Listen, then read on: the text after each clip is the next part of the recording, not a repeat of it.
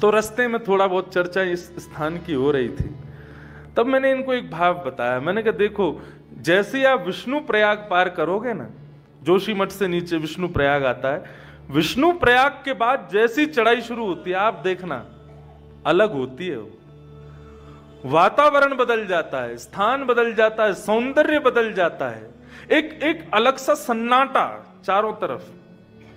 क्यों? क्योंकि ये पृथ्वी का भाग है नहीं, ये वैकुंठ है। ये वैकुंठ का एक प्रकार से कह लो प्रथम द्वार है, यहां से प्रारंभ होते हैं, यहां के आगे जाते हैं सतोपंथ आ जाता है, आगे से स्वर्ग का मार्ग आदि वो सब आता है, और फिर ऊपर चलते चले जाते हैं। वैकुंठ का रास्ता यही है। तो ये पृथ्वी का अंग नहीं है, इसलिए हमको यहां पर प्रतिकूलताएं झेलनी पड़ती हैं श्वास लेने में। नहीं तो आप देखो, आप सबके घर के बच्चे या आप सब बड़े लोग भी वेकेशंस मनाने के लिए मनाली जाते हैं, लेह लद्दाख जाते हैं, कश्मीर जाते हैं, सारे ये पहाड़ी इलाकों में आप लोग जाते हो। बद्रीनाथ से भी ज्यादा ऊंचाई पर पहाड़ी पर लोग जाते हैं और खूब खूब दिन रह के आते हैं, आनंद मस्ती करके आते हैं, कोई उनको दिक्कत नहीं होती। लेकिन यहां बद्रीनाथ में ज्यादा ऊंचाई नहीं है बद्रीनाथ की, यहां से ज्यादा ऊंचाई लेह लद्दाख आदि क्षेत्रों की है। वहां खूब सहजता से लोग घूमते हैं, खूब आनंद करते हैं, कोई दिक्कत नहीं। यहां आते ही इतनी व्यवस्थाएं लेके आओ, दवाइयां लेके आओ, ये लेके आओ, वो व्यवस्था, ये व्यवस्था। क्यों? क्योंकि ये मानवों का स्थान है ही नहीं। यक्षराज कुबेर की भूमि है ये कुबेर की नगरी है, वो यहां के राजा हैं। 6 महीने के लिए पांडुकेश्वर उनकी राजधानी होती है और 6 महीने स्वर्ग में राजधानी होती है। तो ये हम लोगों का स्थान है नहीं, ये देवों का स्थान है, ये आदि देवों का स्थान है, ये महादेव का स्थान है, ये देवादिदेव का स्थान है। यहां मानवों की कैसे चल सकती है?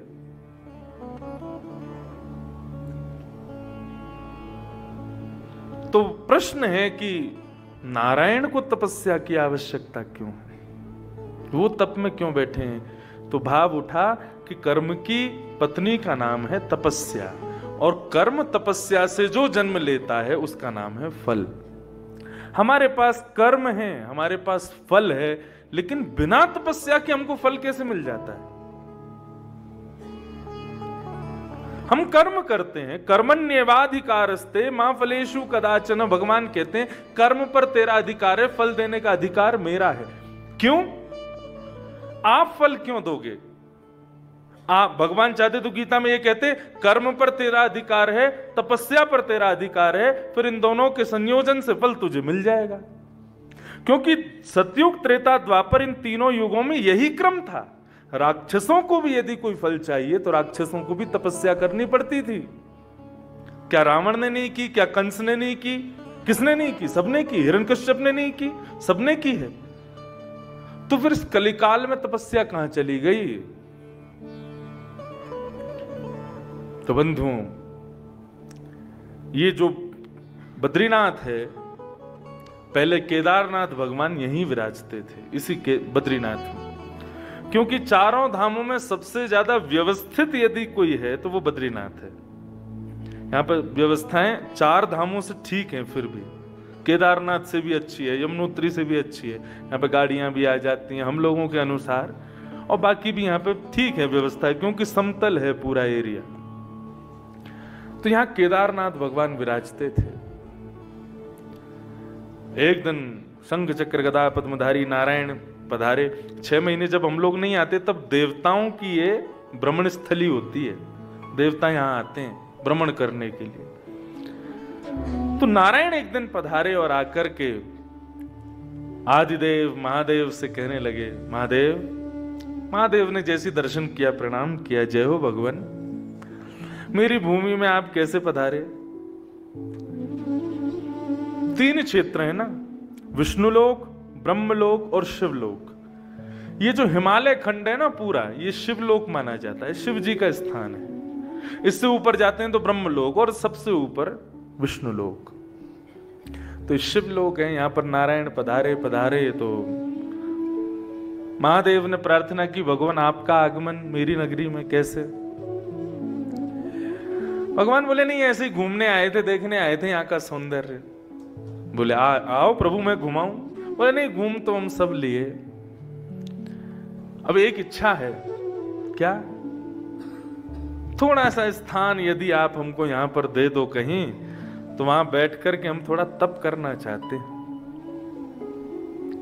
महादेव जोर से मुस्कुराए, बोले आपको तपस्या की आवश्यकता? आप साक्षात आदिदेव हो, आपकी भ्रगुटी टेढ़ी करने से दुनिया बनती बिगड़ती है, आपको तपस्या की क्या जरूरत है? महादेव ने बात को टाल दिया, बात को समाप्त किया। बोले कि नहीं प्रभु, आपके लिए तपस्या का स्थान नहीं है यहाँ पर। और बातों में मन घुमाने लगे, तो फिर लौट करके भगवान आए, बोले नहीं, मुझे यहाँ स्थान चाहिए, मुझे तप करना है। भगवान शिव बोले देखो, आप जिद मत करो, यहाँ कोई स्थान नहीं है आपके लिए। और रही बात यह है कि मैं देख नहीं सकता आपको तप करते हुए, आपको कष्ट में, आपको अव्यवस्था में मैं नहीं देख पाऊंगा, इसलिए भगवान आप रहने दो। भगवान बोले ऐसे नहीं मानोगे तो हम पे दूसरा तरीका है। बोले आप कोई भी तरीका अपना लो, लेकिन मैं आपको इस भूमि में कोई तप वप नहीं करने दूंगा, आप प्रेम से विराजो, हम सब यहां व्यवस्थित हैं।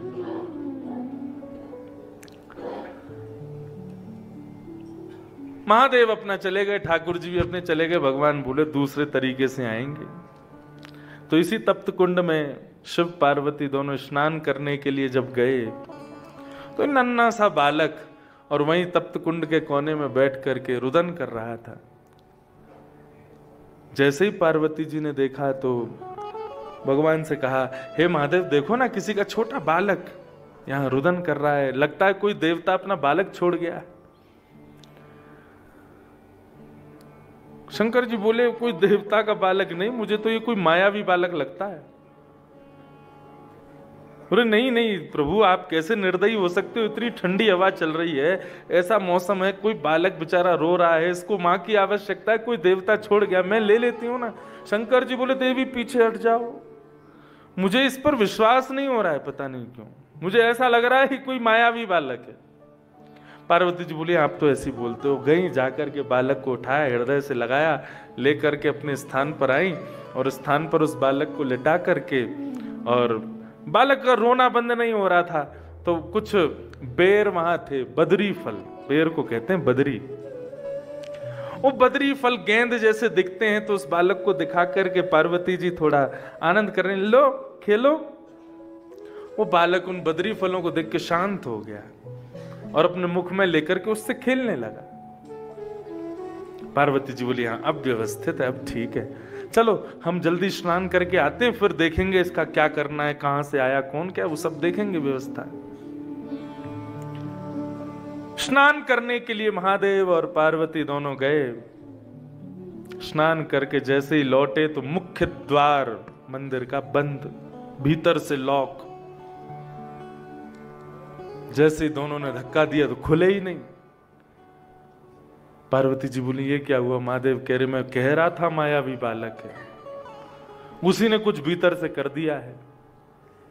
शंकर जी बोले ये ऐसे नहीं खुलेगा, रुको इसको मैं खोलता हूं। जैसे ही तीसरा नेत्र खोला क्रोध में भर करके, और उस तेज पुंज से, नेत्र से निकले हुए तेज से जैसे ही मुख्य द्वार खुला, तो जिस स्थान पर केदारनाथ विराजते थे उस स्थान पर शंख चक्र गदा पद्मधारी श्रीमन नारायण विराज गए और तपस्या की मुद्रा में विराज गए, तपस्या करने बैठ गए ठाकुर जी। महादेव बोले मैंने कहा था ना मायावी बालक, मायावी बालक नहीं, माया को जो जन्म दे वो बालक था। अब गया हमारा स्थान हमारे हाथ से, अब ये बैठ गए यहां डट करके, अब नहीं उठेंगे यहां से। शिव पार्वती दोनों गए, जाके प्रणाम किया, बोले भगवान क्यों जिद है आपको तपस्या की?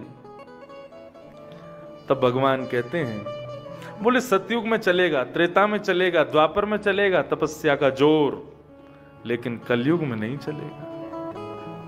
कलयुग पर लोगों पर इतना समय नहीं होगा कि वे आकर के तप करें, वे थोड़ी अव्यवस्थाएं सहन करें, थोड़ा अपने शरीर को अव्यवस्थाएं दिलावें, उनसे ये सब सहन नहीं होगा।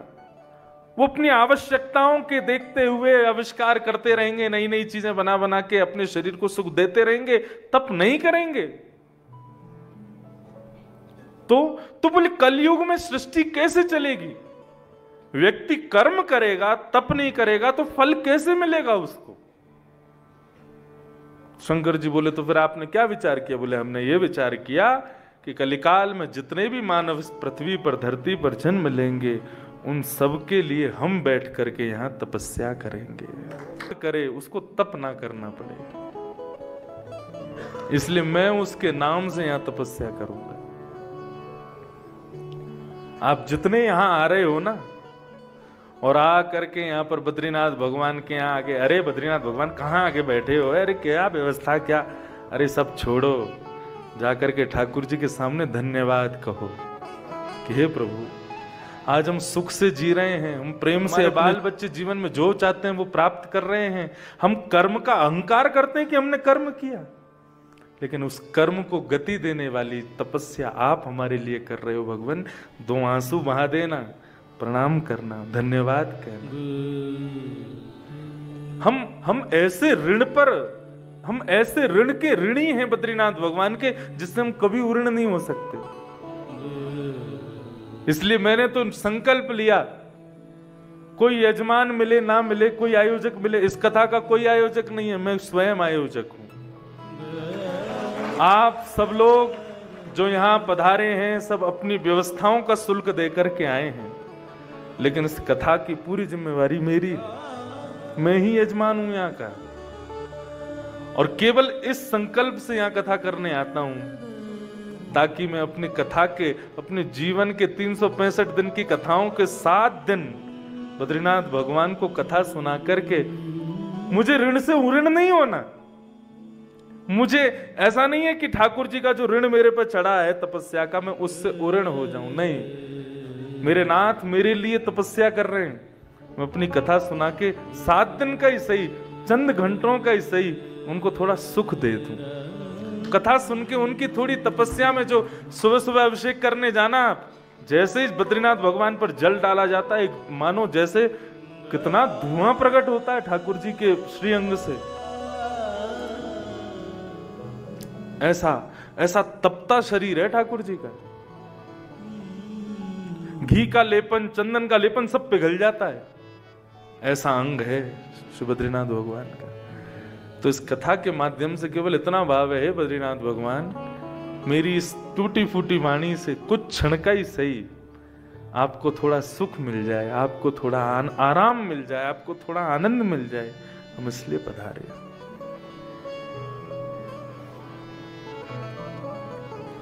ऐसे श्री बद्रीनाथ भगवान इस भूमि में विराजे हैं। बार बार इस भूमि को प्रणाम करो और अपनी तरफ से ठाकुर जी को कुछ कीर्तन, संकीर्तन, श्लोक मंदिर प्रांगण में बैठ के जरूर सुना के आया करो। ठाकुर जी को थोड़ा सुख मिले, थोड़ा आराम मिले, इस भावना से। तो हम आप सब लोग यहाँ पधारे हैं। तो बंधुओं, ये तपस्थली तो है ही है ठाकुर जी की, लेकिन जब भगवान बद्रीनाथ यहाँ पर तप करने के लिए विराजे, तो श्रीमद् भागवत के एक